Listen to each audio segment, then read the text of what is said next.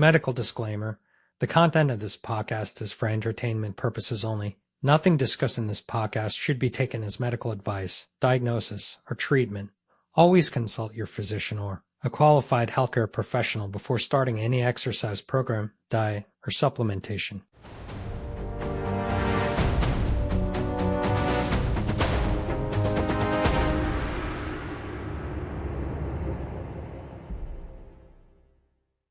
It's rolling, so. We're rolling right now? Yep. We're recording? Yep. So how are we going to get started? So that's the hardest part. That is the hardest part. These got to be natural. Guys, welcome to the podcast. Doesn't have a name yet, but it will soon. We are your hosts, Brandon. I'm Isaac. Taylor. I feel like I'm just introducing myself at an AA meeting. Pretty much. Anabolics Anonymous. I like that, actually. That might be the podcast name, actually. That's a really good one. We just came up with it then. All right. So, if you want to start off with your first talking point here. Barbell back squat. Is that what it says? Bench press. Barbell bench. Yeah, my handwriting's bad, but it's not that bad. All right. So basically, what I want to try to see with you guys is what you guys think about barbell bench press. So like, not just. We'll just go from there. What do you think of it? So me personally, Yep. I'm a big fan of barbell bench press. I like it. Did it almost every single chest day going up, probably till I started lifting with you. Fair. Till I got big, I should say. Till I got big with you. No, but I love it. I love maxing out occasionally. Not anymore. I don't really do it, but I think it's really puts on size for people. Okay, fair enough. My thoughts, the barbell bench press are, well, first off, it has a special place in my heart for sure. Because growing up, I was the bench press world record holder, and that's kind of like my roots in lifting. So, I started powerlifting when I was 14. I was always told that bench press would be my worst lift because I had long arms and I was tall. What were you going to say? That's something I'm actually really surprised about with you because I would have thought the same thing. Yeah, so everybody told me that when I was young getting into powerlifting. They're like, oh, well, that's good for you, but the short, stockier guys are always going to have an advantage. And that really resonated with me, and it made me super driven to get a good bench press. So I just focused on so much training to get a good bench press. And then I think, as far as bodybuilding goes, I think it is a great exercise for building muscle if it's used properly. And what I mean by that is the problem with power lifts, bench squat, deadlift, the main compounds, is that people tend to ego lift when they do them. Right. And instead of executing it like any other exercise, the first thing they think is, how much weight can I hit? And even when I was powerlifting, I never really did low reps. I would only taper down my reps when I was a month out from the meet. Other than that, I always trained more like a bodybuilder, progressive overload. And I found the 8 to 12 rep range was always my sweet spot, where I got the best combination of strength and hypertrophy. So I would say if you bench properly, it's a great pec builder. Now what I mean by properly is, coming down controlled, pausing it, coming up contracting. I used to bench more explosive, like a powerlifter when I was younger, until I hurt my pec. I tweaked my left pec, and not like a serious injury, but noticeable enough to where it was scary and pains would come and go. And ever since then, I kind of retaught myself how to bench. So I'll still do barbell bench, but I'll always go one. I'll always go super slow tempo. And I think if you do it that way, it's a great pec builder. Now, I would also say, given the caveat, you don't do low reps. It's not a great pec builder when you're doing sets of 5 and under. Right. I would say don't even go below 6 to 8. I would say the sweet spot's 15 to 20 more often than not for me anymore. So. Yeah. No, I agree with pretty much everything there. I think it's funny. There's a lot of things that are similar between me and you about the bench press. I started off powerlifting about the same age. Not sure if it was 14, but 13, 14, 15, something in there. My goal was to get the biggest bench press, not because of your reason, but because for me, the owner of the gym where I grew up in told me that he would give me the gym if I outbenched him. But he had a world record bench. It was 500 and something, and I had to outbench him before I don't know what. But before you graduated high school. Yeah, it wasn't before I graduated. Something crazy like that. And eventually got to the point where I was chasing the 1 rep max on the bench press so hard that it definitely was not helping me from a bodybuilding standpoint. But I was super into powerlifting then.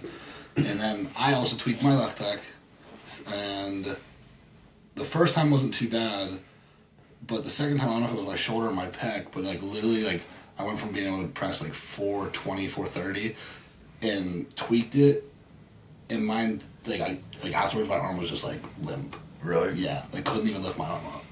So I went from being able to press like that much weight to literally nothing.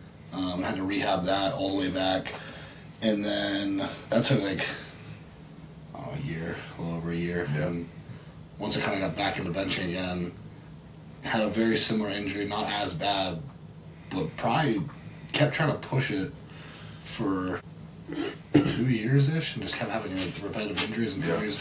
And all of my lifts though were like the 6 reps or under because I was trying to hit that big single number. I definitely think that caused a lot of issues for me at least.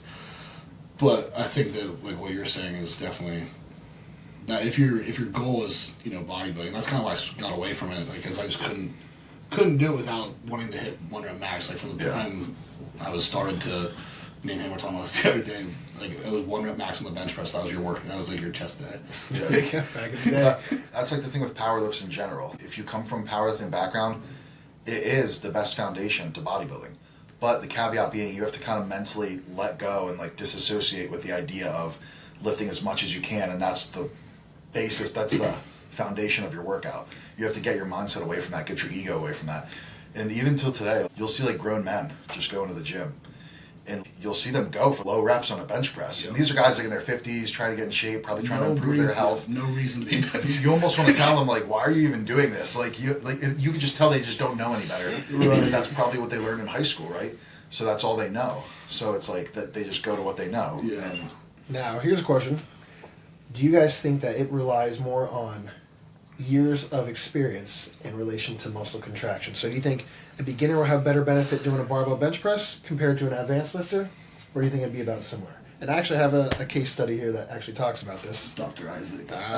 So I think it depends. Like I think there's certain people that are going to have a predisposition to being able to get better contractions in general. Like part of the genetic or whatever you want to call it, the skill of weightlifting. Some people can just connect better with the muscle. They can contract better. They can feel contractions better. If you're already like naturally have that ability, you're gonna get better contractions out of whatever movement you're doing. Correct. So, but at the same time, I think that the longer you're lifting, the better you should get to it contracting, unless you're not actually focusing on that. Right. So if someone's actually trying to build muscle tissue, as they become more and more experienced with weightlifting, they really should be able to recruit more and more engagement.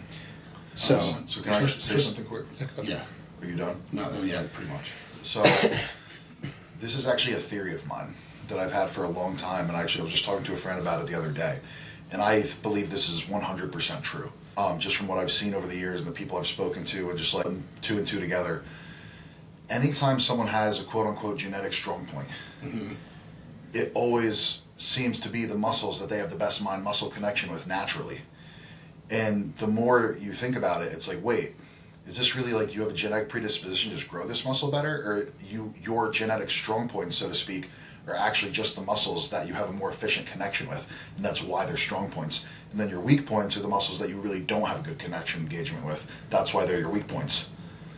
So I don't think anyone actually has like a predisposition of having certain muscles grow faster.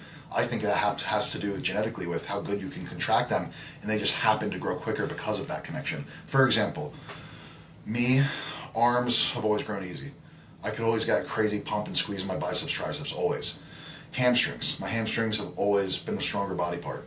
I can do any hamstring exercise, get a crazy contraction of my hamstrings to the point where they literally lock up on me and cramp. I don't think I started training back properly till like recently, to be honest. I'm seriously, because like I was just moving weight, but I wasn't really. It was only these past couple of years I actually learned to gauge my lats and actually feel it begin to work. And you notice it quickly. Quads, same thing. You know, coming from a powerlifting background, my leg days will always be okay, heavy squats. But for a guy my height, you know, squats are not a quad-specific movement at all. It's a lot of hips, adductors, glutes, posterior chain, erectors. So when I kind of cut my ego and started finding movements that actually target my quads, you can already see a difference. You know what I mean? This is a lot of the stuff I learned from Taylor in the past few weeks, like hitting legs and back with you. So yeah, that's my theory, and I think it's hard to disprove that. No, I 100% agree with that. So in here, I'll dive into it probably a little bit. You want to go again? I want to say something before you get into the study. So if you think about like the two main drivers of hypertrophy, you can tell me if I'm wrong. I'm pretty sure the two main drivers are mechanical tension and like metabolic stress. There's obviously like other things involved, but those are, I'm pretty sure, the two main drivers of hypertrophy. So if you have what you're saying is essentially like if you're able to create that mind-muscle connection, like to me, all mind-muscle connection is your ability to create that mechanical tension. Yeah. So like if you're, realistically, it's a skill because you can get that Yeah, for sure, it's absolutely a skill. and that's like going off on another tangent. Very frustrating to me when people don't think that lifting weights is a skill. 100%. Because like It's so frustrating. I see so many people in the gym lift for years on end and look the exact same regardless of what supplements they're taking, PDs, like doesn't matter. Their training is just not there, and it's so obvious, but they can't. They just won't change their training and actually learn how to contract. But that, to me, I think that's probably one of the biggest things people miss in general is just acknowledging the fact that like building muscle is a skill, and the more tension you can put in muscle, the better you're going to grow. The faster. That's like a great point because like especially people that come from like an athletic background.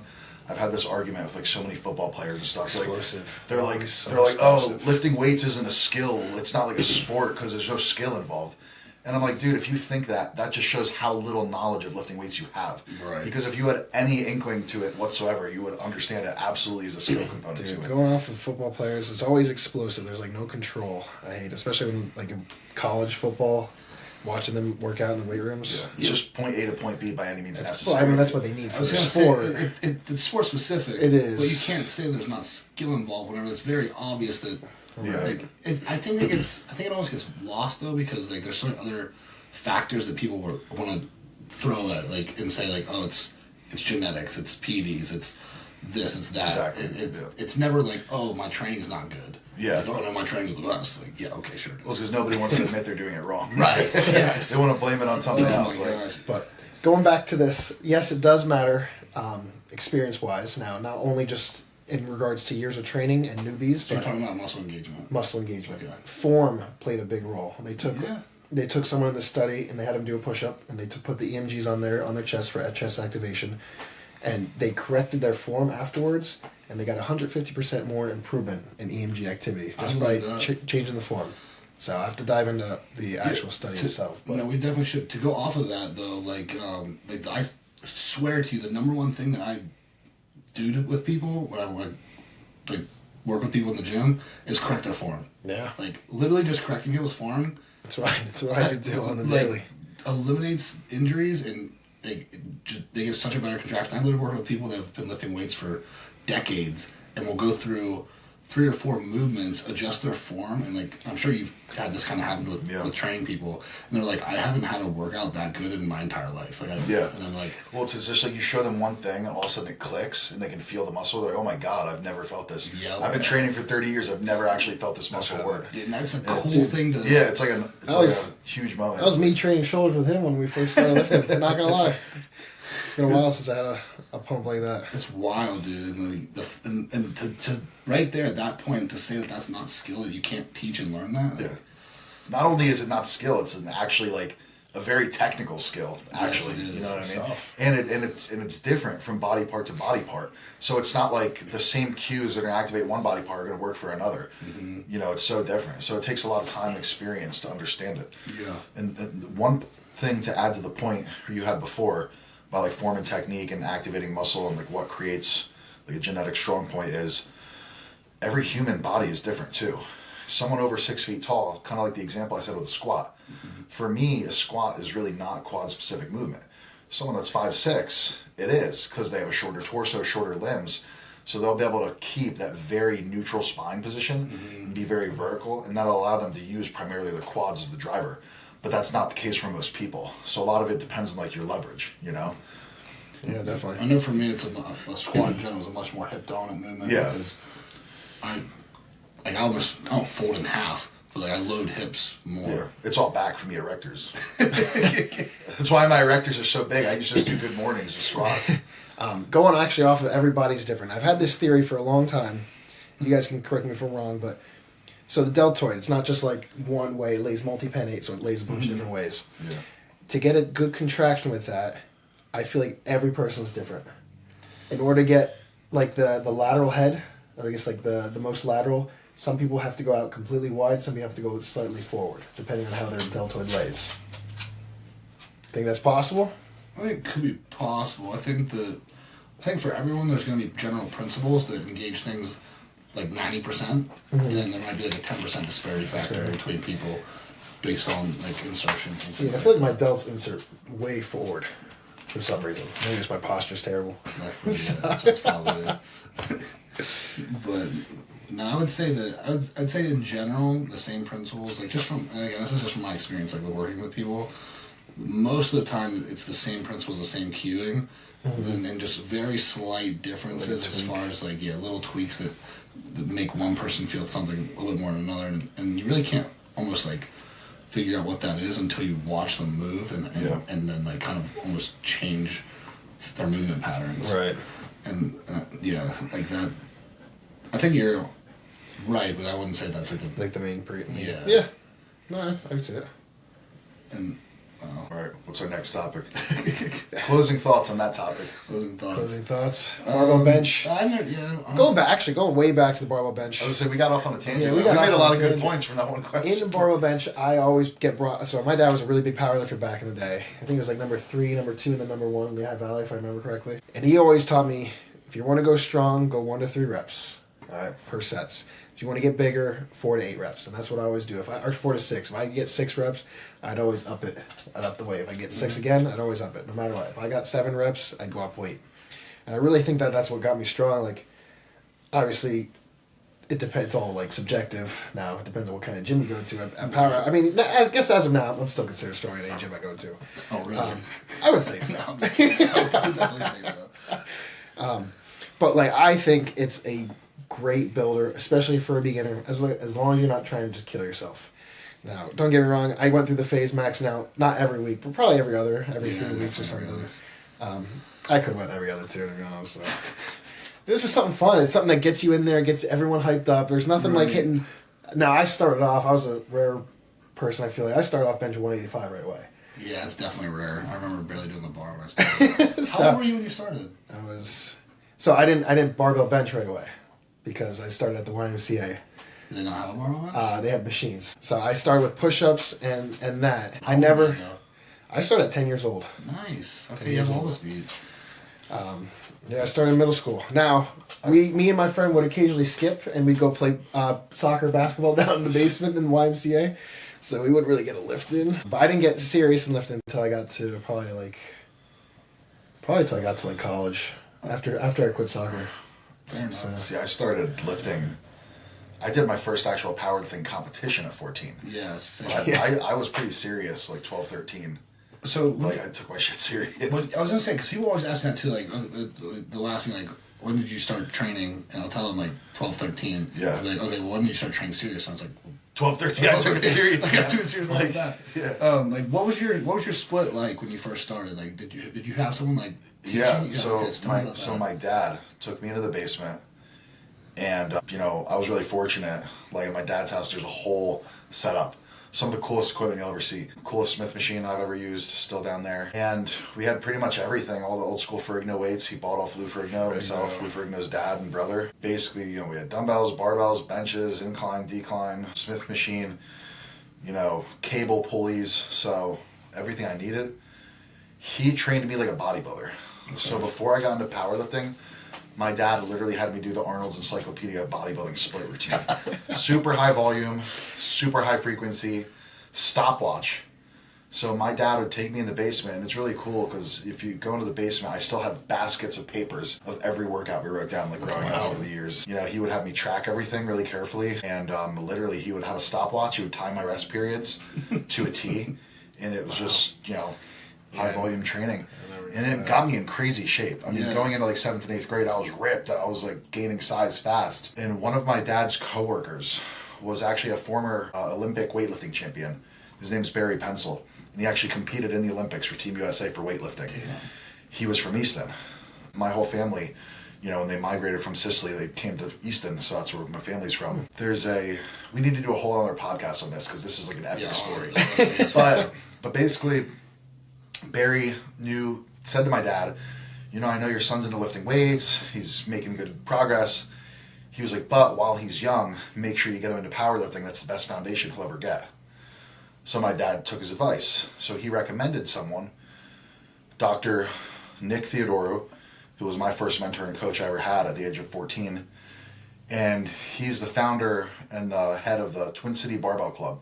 Oh, okay. Twin City Barbell Club, That's actually amazing. dating back, is the oldest powerlifting team established officially in the United States history. That's cool. And the reason it's called Twin City is because it was a rivalry, one of the oldest rivalries, football rivalries in the country, Phillipsburg and Easton. So it was based off that. So it was the best lifters of Phillipsburg and Easton would come together and lift weights together. And that's where it started. That's pretty cool. So we would go to his house. He had a full setup in his basement, deadlift platform, competition squat rack, and you know, every Saturday morning at 9:30 a.m. we'd squat. Every Wednesday at 6 p.m. we'd deadlift for years, all through my teens. And that was it. That was everything to me, everything. Oh, dude, that's so awesome. And it was just a group of guys. If I went there today, I would still be the youngest guy there.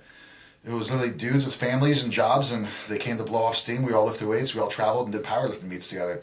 Best times of my life. And the best group of guys I could have grown up with. Yeah. You know, just learning ethics and morals, and literally, like, I grew up in the gym, like, with those guys. And they taught me how to powerlift. They taught me how to eat right. They taught me how to take supplements. And it was also the best atmosphere because they were completely anti-steroid, which is how you should be as a teenager. Yeah. And it's sad that now all these kids have, like, all this information on social media, kind of putting that, as soon as you start lifting weights, that's already a subject that's brought up to you. Mm-hmm. Back then, that wasn't even a thing. Like, you were considered like a loser if you took them too young. Like, you got to put in time first. Now it's almost like most kids start it before they even start training. Right, which is crazy. Which is totally counterintuitive. And we could get into that in a whole different episode. Yeah, it's great. We're gonna go back through and pick out points to talk about. Yeah, but no, so that's how I started in powerlifting. And I mean, I was so committed. I went in there, 7th grade. I was 7th or 8th grade, I was 165 pounds.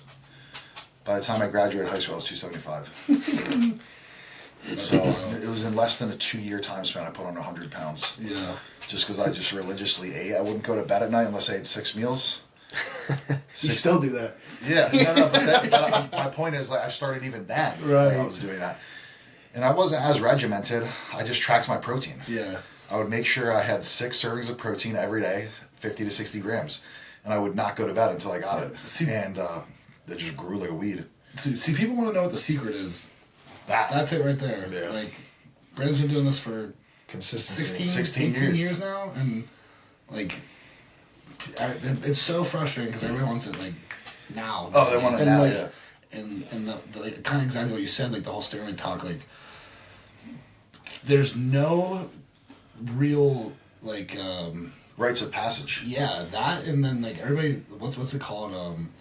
Instant gratification is so huge right now, and like the thing though with that people don't understand with that kind of stuff is like it doesn't happen overnight. Like even with that stuff, like It's a long process. I mean, how many people? I mean, let's be honest. I mean, there's actually a study on this. We got to pick up at some point. And you'd be surprised, Isaac got it on top of it. But and it basically shows you what percentage of men in the U.S. use anabolic steroids. And it's almost close to the amount of people that actually go to the gym. Meaning, you know, I tell people this all the time. They look at, you know, professional bodybuilders and top athletes, and they think they're the only ones using this stuff. There's a million guys in your gym that use this stuff, and if you looked at them, you would never think they were. Never. And they're probably using way more than what. And they're probably using more than a lot of the actual pros are. Yep. Because they think that will just magically happen. Yep. That's just not how it works. Let's say, oh, go ahead. No, if you have something. I was going to go back to the training split. Well, I was just talking about like Yeah, basically. go ahead. So like when you first got started, like what? Because I'm thinking about this because like, our stories are so similar. When you first started working out, like was there anything that like made you like wanted? Like, did your dad just kind of tell you to do it? Was there a reason that you wanted to get started? You know, he wasn't pushy about it at all. Like, he literally took me and my brother both down. But did you express interest first? Yeah, I did. Okay. My brother had no interest, and I just fell in love with it. You have a brother? Yeah, I have an older brother. So do you know that? No, I know that. But I just fell in love with it, like, immediately. And it just felt so right. You know? That's the best way I can describe it. It just felt right. Like, I don't know. I mean, there was nothing, like as soon as I started, I was just like this just feels... Well, you know, another thing for me was, like, growing up, you know, when I was a kid, I did wrestling, I did football, and I did, you know, baseball, I did, you know, track and field, and Shot put. yeah, I didn't. I did a lot of events, but I guess that. But no, it wasn't just shot put. I did a lot of them. But, Javelin. I actually wasn't into javelin. Anything where you're throwing something. But I didn't like team sports because, you know, when we were in school, like, the whole football team, like, they would dread going to practice and they would dread hitting the weight room. And for me, it was I couldn't wait to get to the weight room. Right. And then it's like, you know, and I didn't necessarily, like, fit in, I guess. And I kind of like the independence of strength sports. It's all about your commitment. It's all about your discipline. And the only dictator of how you do is literally how much you put into it. Mm-hmm. And I didn't like team sports that relied on other people. You know what I mean? I just didn't, I never got driven by that. But I was super driven by the independence of, you know, strength sports. Right, you doing know, your own thing. And just the trackable metrics of progress. Yeah. Like, you get out exactly what you put in. No ifs, ands, or buts. Like, that's it. So yeah, I just fell in love with that right away. And what was your training split like when you started? I started under like I said, that world record powerlifter. I think I was 12. I told my mom that I wanted to start lifting weights. Where was this at? This is in my hometown, Mifflin Town. The gym's called Willow's Gym. Okay. A small gym, like down the hill from the high school and junior high. I would walk down after junior high. My mom was good friends with the owner at the time. I would always go down there and just kind of hang out, but not actually lift weights. And eventually I was like, I would hang out with the guys that were there, the bigger guys and everything. And I just told my mom one day that, you know, I want to start training. And she's like, well, then you have to ask Todd and have him teach you, because like, you're not just going to go in there and do your own thing. So then, and this is someone that like, I knew and I was like friendly with, but didn't know him that well. But it was like, it'd be like if... It's intimidating. Yeah, very intimidating, dude. And I was like asked if he would show me, you know, everything and whatever. And he basically took me through, and I just started out on a machine. Like, he basically went through all the machines, like 2 to 4 sets, 8 to 15 reps, just getting the foundation. I did that for a few months. And, like, I'm sure that he's, like, because I've been the same way now, and I'm sure he's the same way too. The amount of people that, like, ask you for advice, and, like, you show them stuff, and then it maybe 2 weeks, and then, like, you don't ever see them again or anything like that. So I'm sure that, like, at the time, he was probably like, oh, geez, here's our kid to ask me for advice. But, yeah, and that's just kind of how it started. And he was, like I said, a powerlifter, so after a few months, I started lifting with him and, like, doing powerlifting things, and then just got more into powerlifting and, like, really started focusing on back to the bench press, benching, and kind of just went from there and always benched with the guys at the gym. And it was fun because we had a group kind of like what you're saying. It was exact same, like, type of thing. I miss that so much. Because I'm not gonna lie, that's the one thing, you know, I'll give this to the powerlifters. There is way better camaraderie in the sport of powerlifting than there is bodybuilding. Yeah. Much better. In fact, I'd actually say powerlifting, you go to a powerlifting meet or you even train at a powerlifting gym. Everybody's got each other's backs, you're behind each other, you're motivating each other, you're pushing each other, you're feeding off that energy. You know, in a bodybuilding context, everyone's kind of looking at each other like they're adversaries. Right. Like, they're kind of sizing people up. They're kind of, like, mean-mugging everybody. And, like, you might find a couple of friendly guys here and there. Like, obviously, we became friends and stuff through competition. But it's, like, most of the guys are almost... I don't say this for everybody. Like, there are some great guys, too. Right. But I'd say most of them are, like, very standoffish, very unwelcoming, very, like, you know... I've had people be really rude to me at shows, you know, just to be honest. Just competitors, whether it's like intimidation or like whatever, they're very, like, you know, standoffish and rude. Yeah, I don't understand what the full of themselves type of thing is. Like, you know what I mean? Like, it's weird because you get like different types of egos. It's like very different. I feel like it's, at least in my experience, I feel like it's one or the other. Like, you're either very humble about it and like not like that at all, or you're extremely full of yourself, arrogant, and like from the people that I've been around and like seeing, it seems like there's not really much of a middle ground. Yeah, and it's kind of that's what's strange about it. You get guys who are like super like egomaniacs. I'm better than you. Very like, standoffish. Or you get the opposite where they're super inviting, super friendly and helpful. And for me, it's like whenever I see like a fellow bodybuilder, I see that as like an admirable thing. So I'm like, oh, like I want to meet this guy. I want to give him props. I want to compliment him because like it's a mutual respect for the lifestyle and it's such a small niche and we understand each other. Right. So we should like be proud of that. Yeah. But then sometimes you get the opposite where it's like they're just like totally like, rude or like standoffish or like intimidated. It's like they'll like keep making eye contact with you, but they won't say what's up. They'll just be like, you'll catch them staring at you. Like, do you know how many times that happened to me in the gym, man? I'll catch a guy looking at me. I make eye contact with him. Looks away. I make eye contact with him. He looks away. And then I just go like, what's up, man? Like, I just like, you gotta break the ice because it's so awkward at that point. You know what I mean? It's like, dude, if you're gonna check me out like 5 times, just say what's up. Like, you know what I mean? That's funny because it's true. If I see a dude in public and I know he's like a bodybuilder, he's jacked, I'll be like, dude, you look great. What's up? I'll break the ice with a comment. You know what I mean? But no, I mean, I think you said it really well. Like to be at that level, like you have to understand like what it takes to get there. So like, why in the world would you, hate quote unquote on like someone with common interests? Yeah, it's I don't know if it's like an insecurity before you even know someone too. Right. Yeah, I don't know if it's an insecurity thing that like is like because I know a lot of people get into the gym. Like obviously me and you, I'm not sure exactly what your like start is like. What I definitely want to know. But like a lot of people get in the gym because of insecurity. Yeah. And I think that sometimes they never lose that. Like they just stays with you. Yeah. You just gotta cover it up more. Right. Exactly. And I think that's part of like the underlying problem. And looking at kind of like almost not the body dysmorphia, but like I think that kind of feeds that a little bit too much for certain people. Yeah. And, it can just, turn people, I don't know, I think the gym has, it either humbles you or it kind of feeds that problem. Yeah. It just kind of depends on the type of person you are, which way it kind of goes.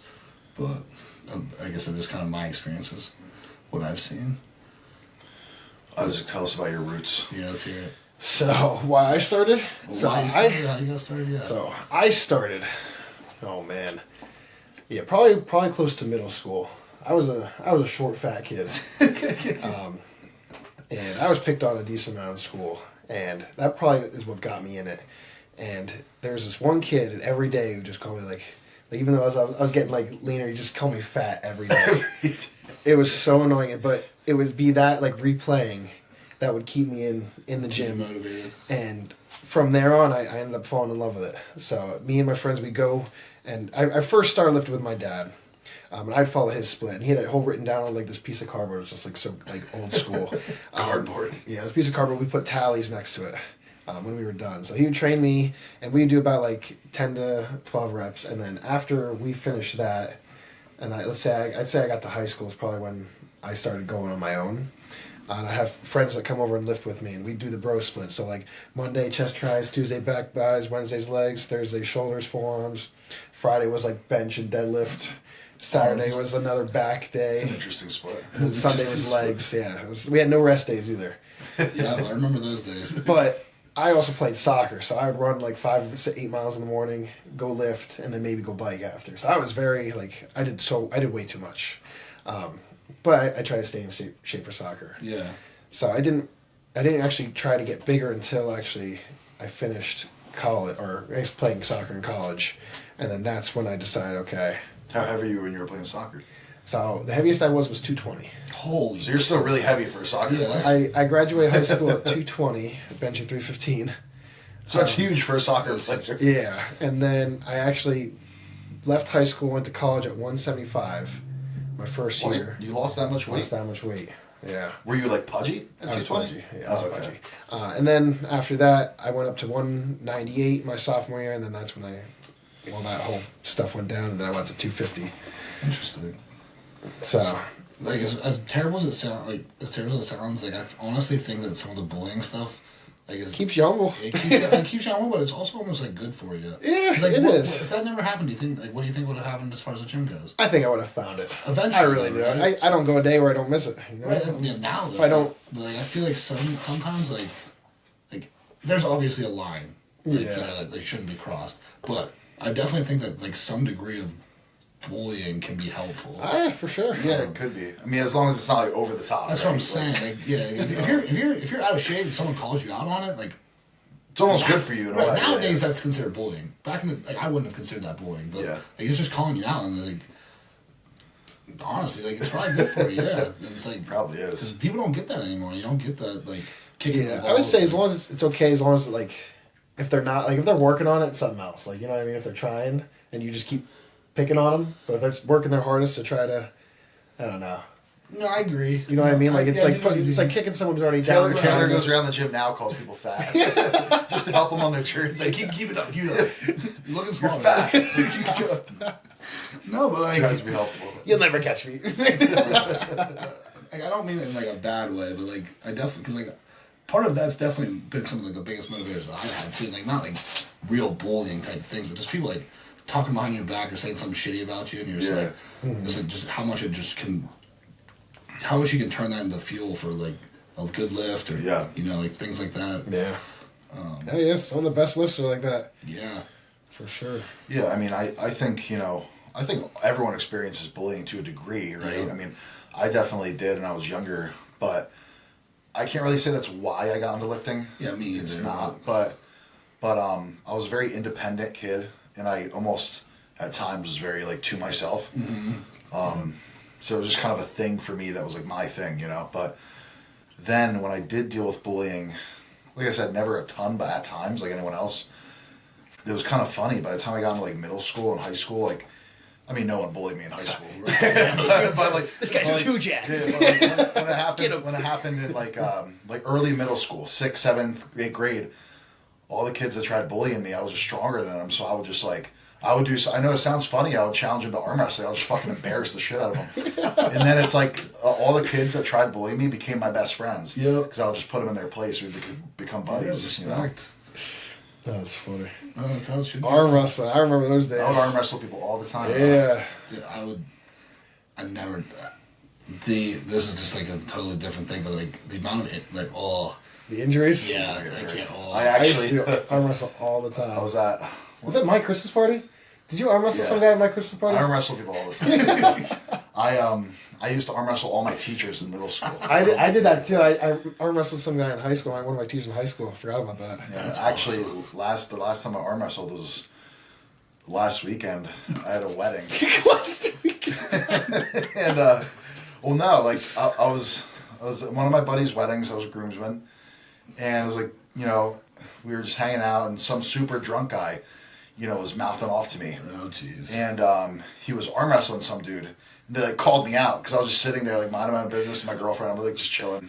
They like called me out, and these guys were super drunk and obnoxious. So I was like, you know what?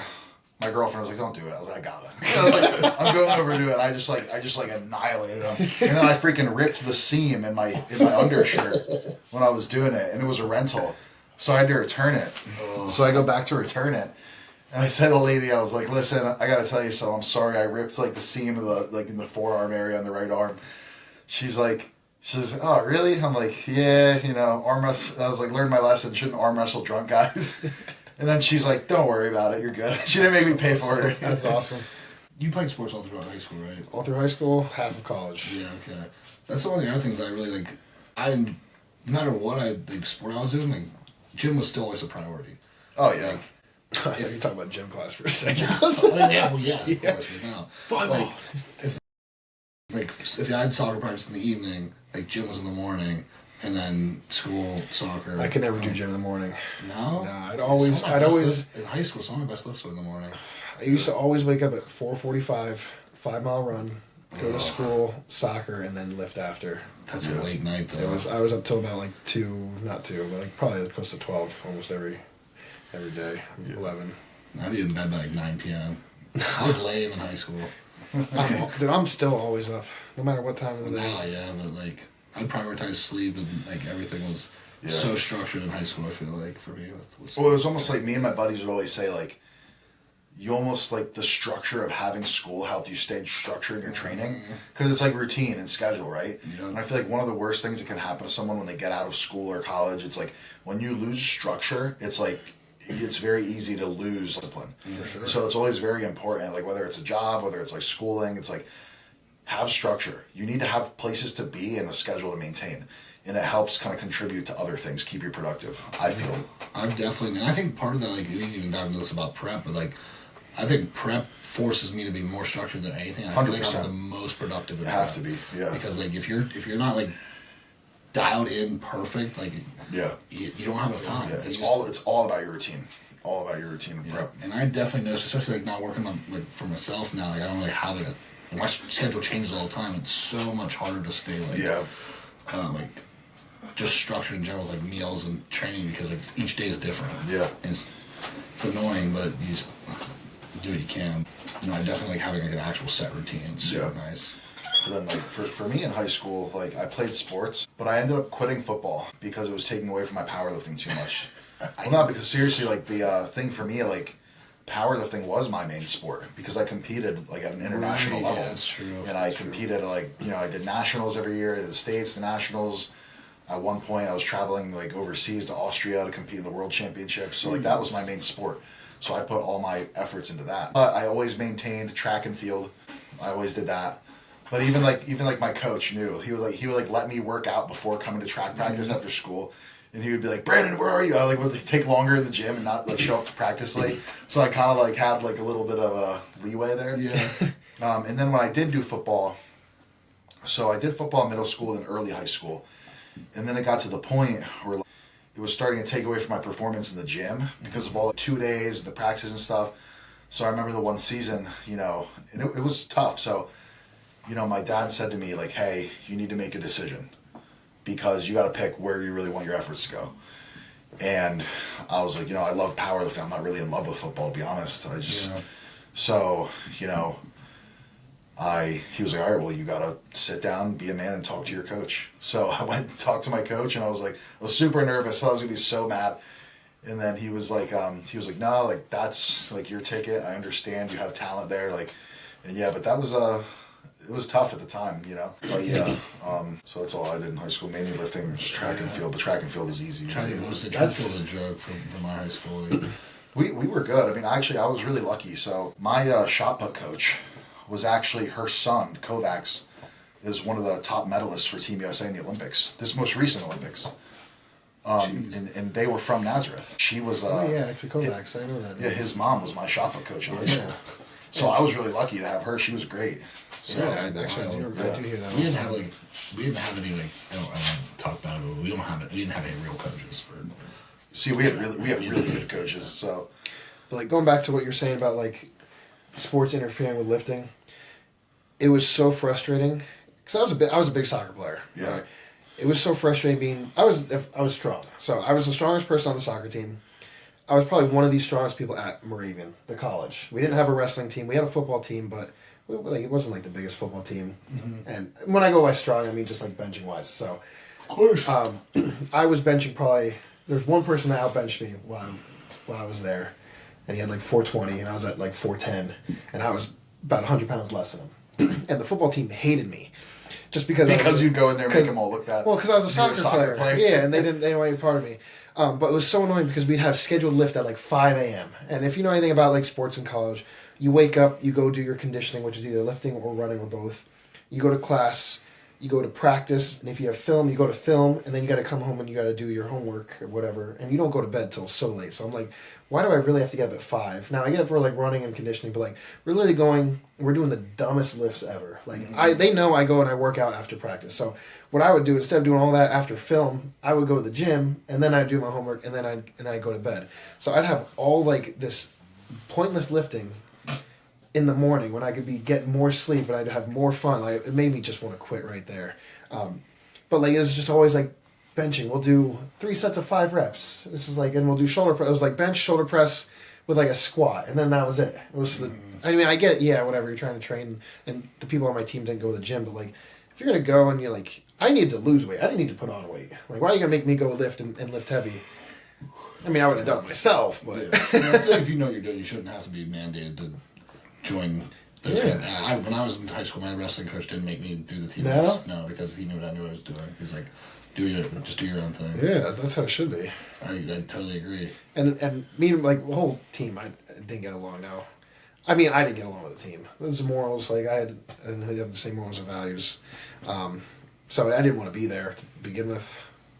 But we can save that for, that's a long story, man. All right. I don't know if you guys ever heard about any of that. No, I don't think so. I ended up getting kicked off the soccer team. What? No, I didn't know that. Yeah, man. Well, it was like a mutual kicked off left. Police were involved. Oh, wow. Yeah, we'll say that for another. Say that for another That's a hell of episode. a cliffhanger. Stay tuned. Epic. Oh my gosh. All right, going to squat. Well, I think we haven't touched on one point. we touched on one point. But I guess wrapping up bench press. I mean, personally, I think that there's better things you can do for hypertrophy. I think it can be beneficial for some people. I think that, in my opinion, the majority of people are kind of like what you guys were saying, are almost going to be using it more as an ego lift and not necessarily actually using it for hypertrophy. They're going to be more strength training on it, which it can be good for. But, like, and again, like, you're a freaking, I don't know, because, like, What? your arms, like, I would definitely think that you'd have problems with benching. But, like, most people that bench, whenever you bench, like, if you can't, like, lock in and stay locked in as you come all the way down, most people at the bottom lose that locked in and lose that stability. When they go to press, they don't have anything, like, they're not pressing from, like, a stable point. And that's where, like, most of those injuries come from, out of that deep press position. I press from a pretty low point.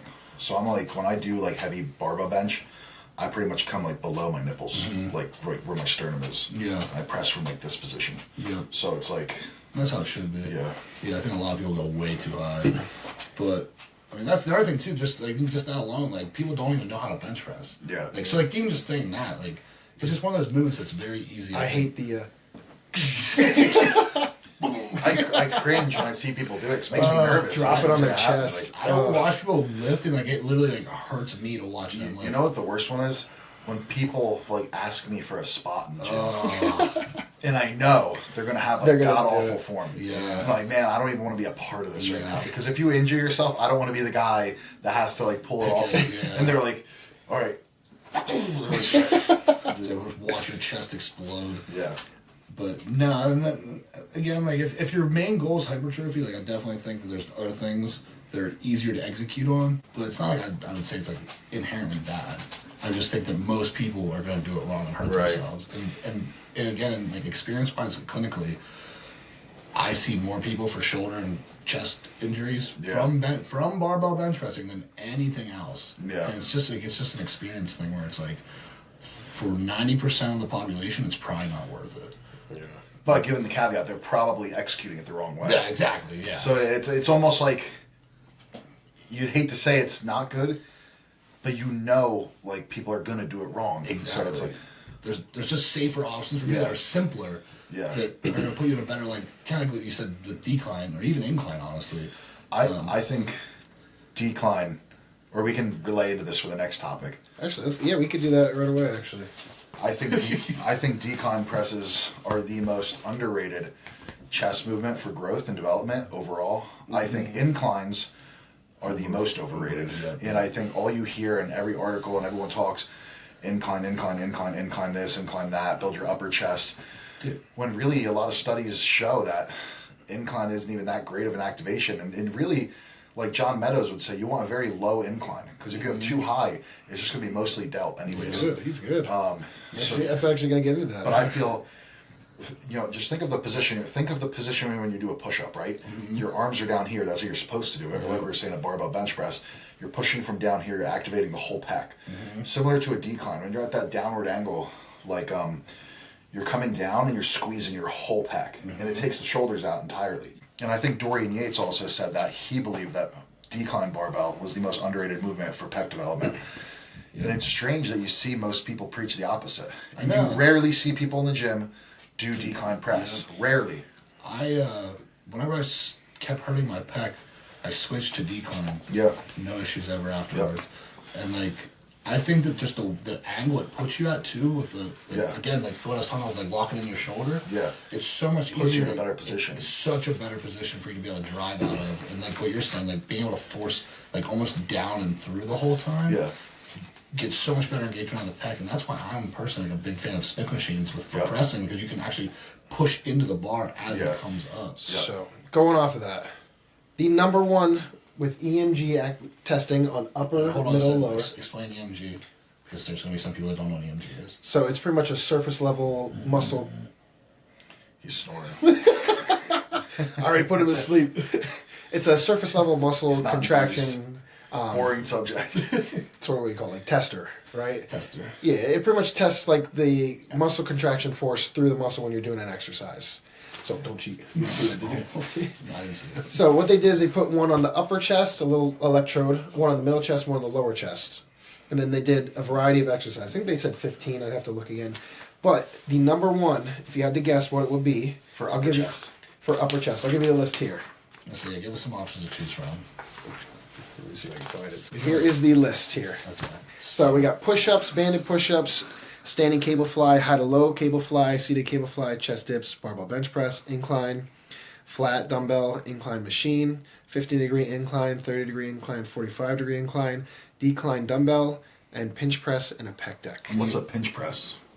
Where you pinch. Oh. And you're saying what's the most upper pec engagement? Upper pec. So they did a So that's beginner and they did a advanced lifter. Now this is the combination of all of them, so it's not one versus the other. This is just a combination. So let me see. Let me make sure I did it right. Upper chest. Yep. Okay. Can I pick two? Sure. I'll give you the top three. Give me the top three. 30-degree. I was gonna say 15 dumbbell. Oh, is there a 15? I didn't even see the 15. Yeah.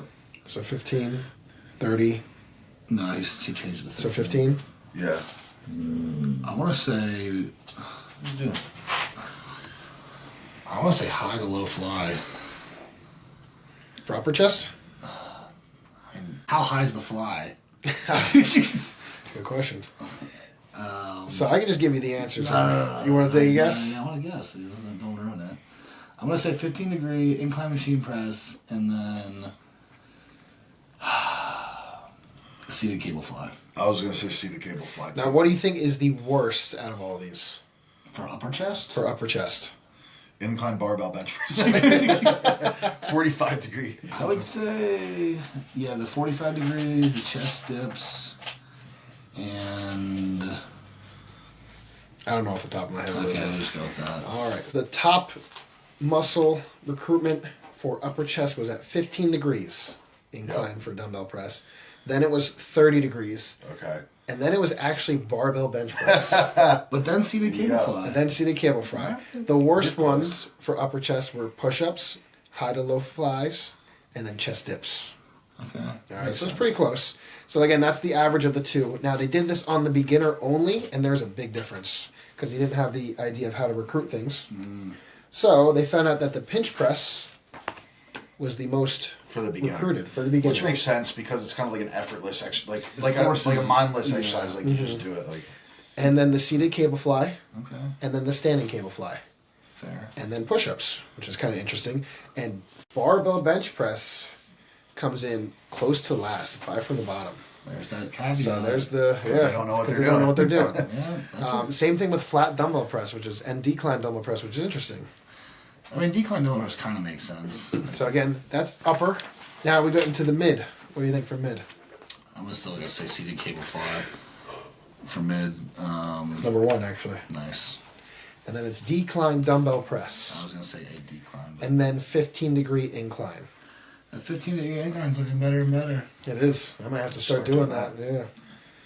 And then pec deck, flat dumbbell press, bench presses again coming in mid, and then we get into the lower chest. Push-ups and dips for That's sure. still mid. Definitely So- For lower chest. This is actually mid for the advanced lifter. What was it? Pec deck machine is the most You activation. know, have you ever used one pec deck? Yeah. Dude, I can't. Dude, they don't have them anymore. Like a true pec deck. Oh, that. You mean the ones where your that arms are one. like this? Yeah. They had Yeah, the barbell. that They still one, have the now barbells. it's- Yeah, now that's it's right. really- I like that I one a really lot. like those, and they don't. For whatever reason, they don't make them anymore. And if you look at the percentages, like 84% for the pec deck compared to the other one, he only had like 60% or something like that, or 78. But he gets a lot more activation just because he knows what he's doing. That makes sense. Same thing, pinch press, standing cable fly, seated cable fly. Out of all these, in regards to, actually, we'll skip this. In regards to position of the barbell or position of the bench when you're benching, what angle, 0, 15, 30, 45, 60, has the most tricep involvement? 60. I would say the highest incline is the most Highest tricep. incline? It's actually a trick question. They're all the same. You got us. Because even they say like, well, first I'll say one of my favorite heavy exercises for triceps is a close grip on the decline. I like that. Have you ever? So decline wasn't an What option though. Do you ever do a close grip incline? I was just gonna say that's the longest range wise, right? Because you're getting more of a stretch. Yeah, that's probably my favorite. Yeah. Close grip. Well, on a Smith machine, but yeah, close grip Smith incline. Yeah. And then looking at this one, there was not any significant difference for 0 degrees for bench compared to 15 to 30. There was a higher upper chest and middle chest activation, but delt was activated at upper at 30 degrees. And then higher than that, it was just a lot of delt. Like delt was, so anterior delt presented greater Well, that goes into activity. like really if you're trying to train your delts, you want a slight incline because if you do straight up and down, you're forced in front of you. It's not really Gonna get hurt. I was gonna say, I feel like a lot of it just doesn't even feel good to go straight up and down. Yeah. I'm good. I don't want to do that. It's funny that like you point those things out because most people that like are lacking good chest development have like freaking cannonball shoulders. You know, I think I lack chest. Because they're training their development. shoulders all the time. They're never training their They chest. never actually hit their chest. I think I'm lacking chest myself. we're gonna get some chest workouts in. It's just strong. It's Let's just not big. Let's not benching. I would say my chest is probably one of my better body parts. Yeah, for you, I would say for sure. Again, like it just depends on the person, man. Like I said, I do a lot of declines. I do a lot of dips. Yeah, I don't ever do dips. I love since dips. I done dips. I love dips. They don't feel great on my shoulders. So if they don't They all got good activation. I like to do a cable variation of dips. Like a press, like Yep. yeah. Oh, we So I do have a lot of clients do that. Yeah, I like that. But I prefer to do the dips with the chains when I'm on chest day. And then if you put the chains or use a weight belt on your tricep day, it loads the triceps. If you put them, around your neck like forward, lean forward. leans you forward, it's more pack. Makes sense. People think you're doing it just to look hardcore, but it's like, no, I'm doing this. I actually feel it better in my chest. It does look hard. And you look hard. It does look cool too. One of the machines that I really like for tries is like the plate loaded like seated press. Love that thing. Dude. Love that Same thing. thing. Like with the pec deck, can't find that thing anywhere. Remember when we went ham on that in Ocean City? Oh yeah, that thing was great. It's loaded that That thing thing up. was great. So if I find one of those burgers, I'm gonna. We need to go back there. This is good, dude. You need to come for more than one day. Friday. Well, yeah, I know. Well, this is off topic, but Friday, are you able to go Powerbell Friday? Tomorrow? No, next Friday. Next Friday? What time do you gotta work? 2. What time are you going? I don't know. I guess we can go at 2. Like, it'd take me an hour, so it'd have to be like 4. What do you mean take you an hour? Well, it's like an hour 40 away. Or it's about an hour-ish, I think, because it's in It's an Warrington. hour. Yeah, I know where it is. We'll figure it out. It's like an hour or so away. It sounds like the bench press is a good movement if you know what you're doing. You Give them the how to actually- caveat, you know what you're doing. Give them the caveat, you know what you're doing. Which is probably, if you think you know what you're doing, you probably don't. Or you can disconnect from your ego. I guess we should say Yeah, that that's too. probably better. But I argue if it keeps you in the gym and you're not getting injured, And you're not getting injured. That's the that's really the key, though. because that's like the thing. Like you go, you max out with the bros, you feel great. You know, It your is first awesome. time hitting 225 is like Well, the it is. best feeling you ever get. The key thing about training is like you have to do 215, what's fun, and that's what makes your workouts good. What's fun? But at the same time, you have to be able to balance that with if you're injured, you can't progress. Yeah. So like, don't be an idiot and just worry. Right. There's a fine. Don't rush the line. process. Yes, there's a fine line in between where you have fun, but at the same time you also like aren't hurting yourself. Also, going off that, what are the milestones? So obviously you have your 135, 225, 315, 405. What's after 405? What can you get? Like, I feel like after that, like, what's exciting? 455. You know what I mean? I was You gonna think say 455? 455 is exciting. Even 450 is exciting, but having the actual plate The, with the 455. 4 plates and a quarter looks Yeah. pretty dope. Yeah. Okay. I mean, I don't know what to hit next. Like, I'm just like, What's your best so far? my best is probably close to 450. Strong 455. Yeah, 455. 4 plates and a quarter looks pretty good. After that, it's Plates in the 495. So Yeah, that's why I don't really want to do that. I'm kind of afraid to do that. I don't think there's a point. I don't think there's a point to go to 450. what's the point? What's the point in pension? Let's say what's the point in 405 then? Well, 405 is I can already. That's easy. But I'm saying like one rep. Like what's like, you know how Now, you hit like here's like, where I'll come in with my experience. I think seeing someone bench 5 plates for a few reps yeah, we were saying that. is not remotely as impressive as seeing someone do either 405 for a clean set of 10 or 315 for a clean set of 20. Yep, agreed. And I think any day doing one of those two will build way more muscle than doing lower reps at For sure. 495. Well, I'm just saying, like, you know And how that's like why me, like, I don't really do. no, I agree. reps on bench I agree power. completely. I'm just saying, like, you know how like I don't know. I'm sure you guys, everyone's experienced. Like, you hit 225 for the first time, like, yeah, like it's the most exciting thing in the world. And then you hit 315, you're like, yeah. And then 405, you hit. It's just, I mean, I I wasn't think with there's a anyone. very small percentage of people that truly hit 405. Well, even if you do, but I'm saying you hit it. Like I hit it all by myself. I had no one to celebrate with when I hit 405 my first time. Yeah, but I was still hyping my base. Dude, some of my best PRs, I was in the gym by myself, and I was like, That's true. I was like, just between me and God, I was like, this is the most BA thing ever. But like it's like those are the milestones you get, especially like squatting. Like, what's the next like?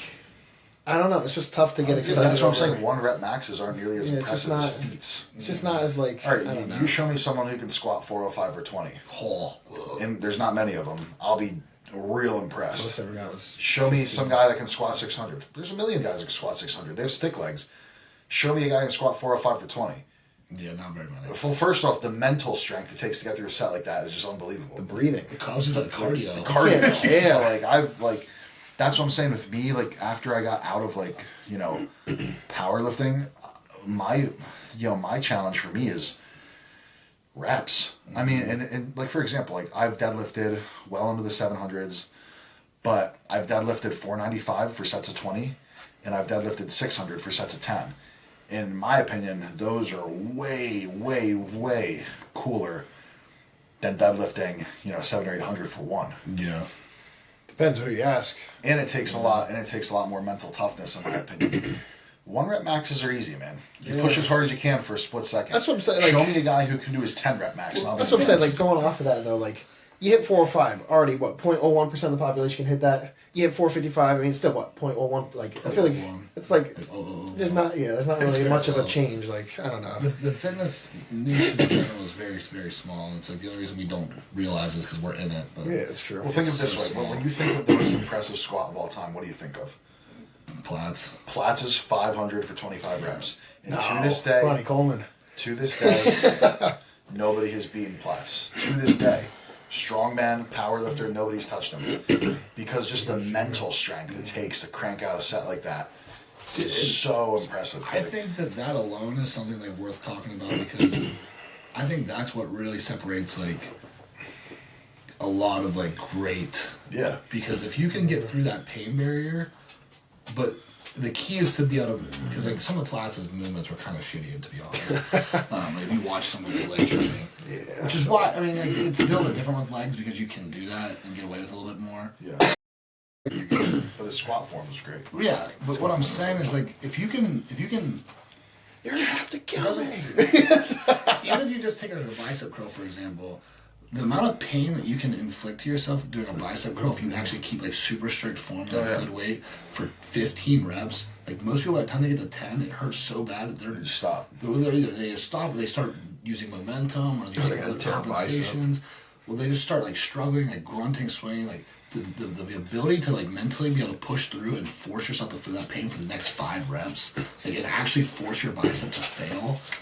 That like getting to that true point of failure of the muscle is like very impressive. And very few people can do I that. say now you said this before. Like you'd rather have strict reps where you want to keep them good. Like you don't want to cheat. You want to keep it good all the way to the end. But I do know you where you're encourage cheat curls like to actually keep overloading? As an intensity technique. Yes, and not overused. I think that it should be like a 10% thing, but I think people use it 90% of the time. Yeah. Like I think if you get say your goal is 15 reps and you get to like 14 and like you actually fail on 14, like so you've totally fatigued that bicep.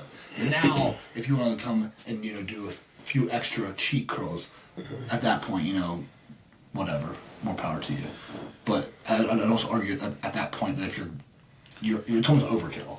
Like it's not really necessary. If you've truly fatigued and failed out that muscle, probably not necessary. So a point I want to make, and we can dive deeper into this on another episode. You know, lately on YouTube, we see a lot of debates about failure training versus reps in reserve versus like, you know, should you train to all out failure? Should you apply intensity techniques beyond failure? Should you just do straight sets? Or do you even need to train to failure? Should you just be in proximity, maybe 2 reps away from failure? And I think it's all of these things, you know, they sound cool and they're scientific and they're good gauges, but the one factor that nobody seems to be bringing up to the table is failure can be faked. It can be faked. And I would argue that most people, and I say most, I mean like 95+% of people I see in the gym that say, quote unquote, I'm training to failure, you are not. It's like 5 reps in reserve. Yeah, because like, first off, it takes an incredible amount of mental strength to get there. to actually train to failure, a pain barrier that most will not cross, even they claim they do. Second off, all right, say like you're chilling, you're chilled out, we put a bench in front of us right now with weights on it, and we say, all right, let's just go to failure. We're kind of laughing, we're having fun, and say I actually go to failure until I can't do any more reps. There's a difference between that failure and then if I'm in the zone and I'm getting fired up and I'm aggressive and I approach that set in a different mindset and I'm prepared to deliver it all. You'll have 2 different failure points. Oh, yeah. So mental failure and the mental capacity for failure training is almost an entirely different subject that you could put on top of failure training. Because it's true. I mean, it's you could get someone hyped up and get the most out of them. And it's going to be a totally different result than someone that's kind of, you know, they're there, but they're not super angry, focused, hardcore. And most people don't train like that. And then going off of that too, it also depends on how hard you make the exercise to yourself. You can make an exercise a lot harder just by thinking about making it hard. I remember Nate told me a story about working out with Brandon at the Barbell. And he was doing leg extensions. There was a clock. Right? And he was like, all right, we're just doing leg extensions. He used to do, I guess, a bunch of random stuff. He's like, we're doing leg extension for a solid minute. Just don't stop. Doesn't matter. And Brandon goes first. And he was just, I forget what the weight he has, but he was just going at the time at the end, he was like dying. Like, oh my gosh, like I can't do any more. And my brother was like, all right, I'm afraid if he's going to like do this like crazy, like, and he's almost dying, how am I going to survive? So Nate hops in, does it. And after a minute, he's like, oh, it's a piece of cake. And then Brandon's like, see, that's the thing. You have to make it hard. You got to make the squeeze. You got to. Well, he was just moving it. Yeah. And I was like Focusing. coming down, squeezing, flexing, coming down slow, squeezing, flexing, and it's like there's such a difference between moving weight versus actually training and using the muscles to using move the correct muscle. And so same thing when you're trying to go for reps on a bench. Well, there's a difference between that's the thing. throwing Like, up. say, and I'm not saying this in an arrogant way, but say I train with somebody, and sometimes I'll train with someone I don't typically train with, and they'll kind of pride themselves in keeping up with me on an exercise. And I'll say to them, I was like, well, how much stronger than you am I? And they'll be like, you're a lot stronger than me. I'm like, then why are you using the same way I'm using? Because you shouldn't be, because that means we're executing it 2 entirely different ways. Right. Because if I'm going to weight this weight and I'm failing at 10 reps, and then you're also doing this weight and you're failing at 10 reps, I'm squeezing so much harder than you are because I know I'm that much stronger than you. So I know you're just using momentum to keep up with me, but you're doing a disservice to yourself by doing that. Yes. And a lot of people, they don't understand that. Called out. No, I mean, it's just like people don't get that. And it's like you kind of have to remind them, like, hey, I'm not trying to hurt your feelings, but understand you're not on my level yet. One day you will be, but you're not there. Yeah. So back off and do this the right way. That's strength also doesn't go with size though too. No, it does not. Yeah. But like that's a great point because like you can. But I get like that's. No, it's a great point because you can make an exercise as hard as you want. But the key to like, again, like our whole goal is hypertrophy. Our whole goal is to get as big as possible, make a muscle develop as much as possible. Yeah, but I'm not gonna lie. I also have strength goals. Yeah, of course. But as a bodybuilder, like your main goal... It's a secondary goal. Yeah, as a bodybuilder, your main goal is to be the most developed bodybuilder you can possibly be. And if you're actually pursuing that as a sport, your primary goal should be to make the exercise as difficult as humanly possible before adding load. Load should be the last variable applied. Everything else should be like tempo, squeeze, contraction, mental intensity. Everything else should be there first. There is a caveat to that. Yeah, I would say you could vary each of those and get different results. Like you can add load, change tempo, you can change resistance. No, I'm saying the caveat to that is like we talked about, we have all of us have foundations from powerlifting. So by the time we already applied the principles that we do now, you were already strong. So you could already do that with heavier weights. Say I have a kid he's at square one, he's just starting the gym, and I tell him like, oh yeah, come up, squeeze, 2 seconds down. He's never going to get strong enough to actually develop any reasonable muscle mass. So there almost has to be a component where you do focus on strength a little bit more at times. I think in the beginning. In the beginning. But I also still think that like strength, there's a difference between focusing on strength and totally neglecting like movement control. Like No, you should still have a level of control for sure, but not be too all right. One of the best examples I can think of this is remember when like Kai Green came out, and he's like, you know, there was all these videos about Kai Green. It was kind of viral, and I love Kai, by the way. But I'm big fan. I actually just met him at the Olympia. He was awesome. Shout out to you, Kai, if you see this.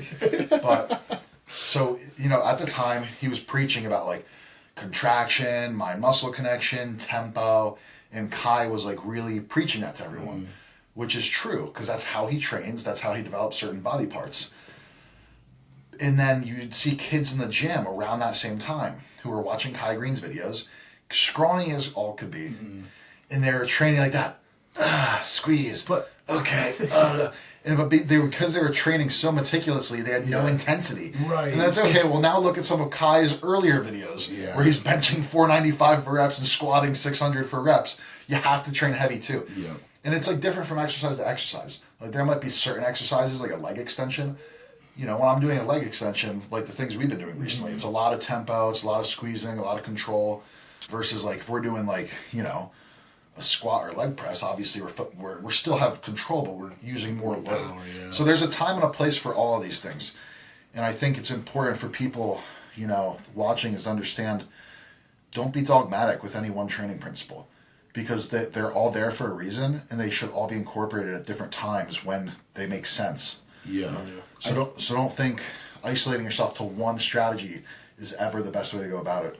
No, I would say that I definitely agree. And I think that from point A to now, like my training has only evolved. Like, it's like how I train now is completely different. I would say completely different, but I'd also say like I would argue to say it's definitely better now. It's impossible. I was just gonna think of myself. I don't know why I'm laughing so hard. It's like it's just trying not to laugh. I was gonna say if you could go back, that you would definitely train. I say you definitely train heavy from the beginning. Still, yeah, no, I know. Myself, except for when you tore your bicep. Which bicep was it? This one. I didn't. There was not an actual injury. Now, do you think your bench press, where you said you felt your arm felt numb, do you think you could feel No, this was before that. So when I very first started lifting weights, when I was like 12.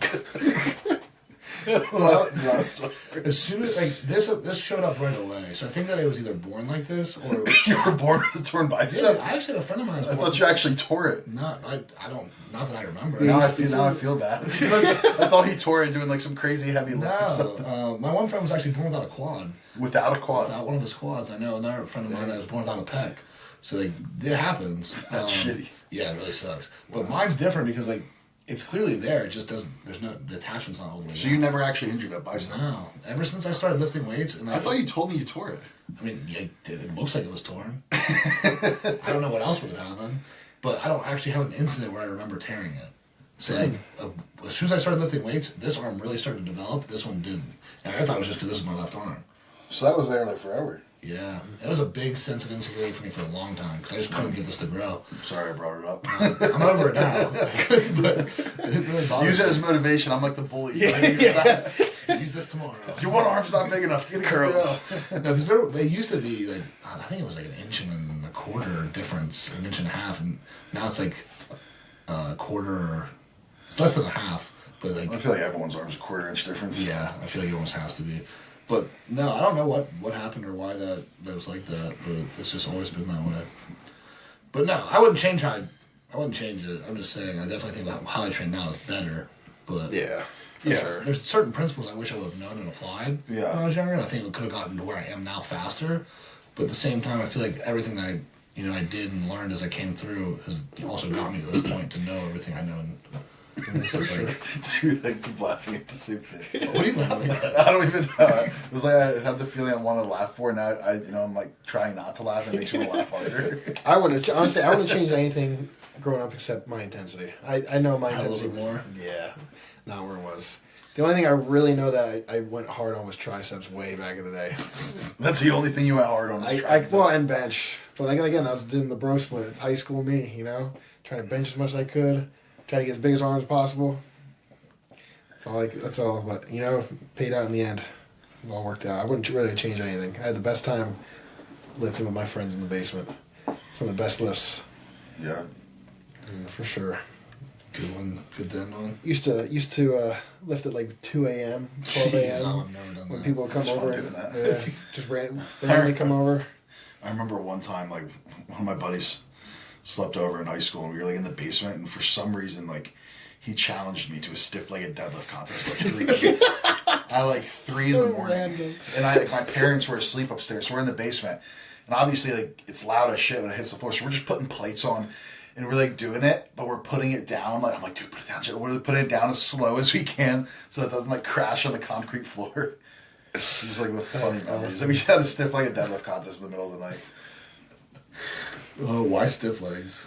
I don't know. That's like what he challenged me to. He was like, I think there's one exercise I can beat you. And I was like, no, you can't. And he started doing stiff-legged deadlifts. That's what he said he was good at.